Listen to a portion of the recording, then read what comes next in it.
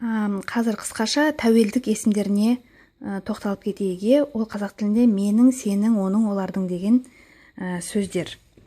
Мысалы үшін, менің дегеніміз my. Аудармасын дереу жазып аламыз. My, менің, your, сенің, his, оның, ер адам, her, оның, әйел адам, its, оның, жаны жоқ заттарға айтамыз. Our, біздің, their, олардың. My, your, his, her, its, our, their. Мысалы, my friend is nice. Менің досым жақсы. To be'дің формасы. Менің досым кім? Үшінші жақ. Жекеше түр, сондықтан да to be'дің соған сәйкес формасы is'ді қолданамыз. My friend is nice. Менің досым жақсы. Your friend is not nice. Сенің досың жақсы емес. Жаман деп айта алады қазақша. Your friend is not nice. Is not. Емес дегенді not беріп тұр. Оның қысқарған түрі isn't деп жазылатын сіздер білесіздер. Алдыңғы сабақтарын өткенбіз. Келесі. His house is big. His house is big. Оның үйі үлкен. Is міндетті түрде бізге керек. His house big деп айтпаймыз. His house is big деп айтамыз. Is деген көмекші етістік. Бұдан бұрында бірнеше рет айтқанмын. Қазақ тіліне аударылмайды, бірақ сөйлем құрау үшін өте қажет етістік. Тағы да his house, оның үйі. Не? Оның үйі үшінші жақ жекеше түр. Үшінші жақ жекеше түрде бізде to be'дің is деген формасын алып қолданамыз. Келесі.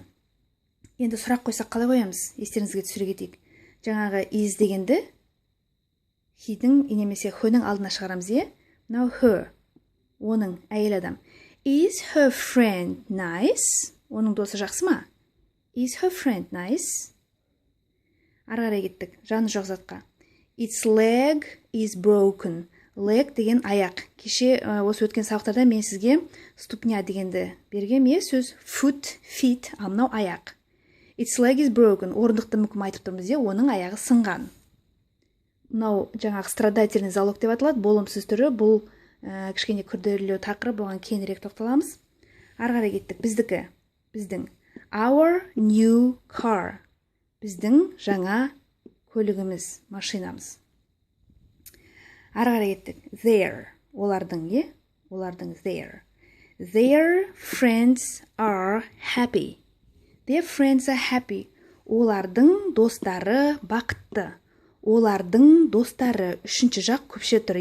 Friend деген бір дос, friends деген достар. Олардың достары үшінші жақ көпше тұр болғандықтан, біз to be формасының осыған сәйкес are түрін алып қолданамыз. Their friends are happy. Олардың достары бақытты. Егер сұрақ қойыңыз келсе, аны аласыз да their'ның алдына қоясыз. Are their friends happy? Олардың достары бақытты ма деген сонда сөз шығады. Тәуелдік есімдіктері туралы қысқаша осы. Каналыма жазылыңыздар. Аман болыңыздар. Келесі кездескенше.